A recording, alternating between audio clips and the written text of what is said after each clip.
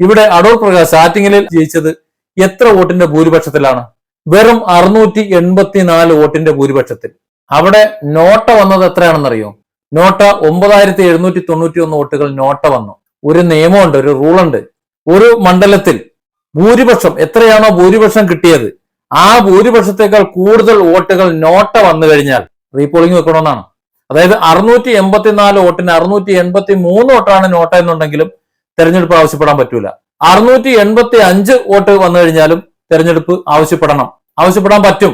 അങ്ങനെയാണെങ്കിൽ 9791 വോട്ടുകൾ നോട്ട ഉണ്ടായിട്ടും 684ന്റെ ഭൂരിപക്ഷം മാത്രമുള്ള ഈ സ്ഥലത്ത് വി ജോയി, വി മുരളീധരൻ, ഈ രണ്ടുപേർ, അതായത് LDFന്റെയും BJPയുടെയും സ്ഥാനാർത്ഥികൾ എന്തുകൊണ്ടാണ് തെരഞ്ഞെടുപ്പ് ആവശ്യപ്പെടാത്തത് എന്നാണ് എനിക്ക് മനസ്സിലാകാത്തത്.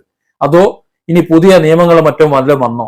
നിങ്ങൾ എന്റെ ഈ വീഡിയോയ്ക്ക് താഴെ ഒന്ന് കമന്റ് ആയിട്ട് എഴുതുക, എനിക്ക് കൂടി മനസ്സിലാക്കാനാണ്.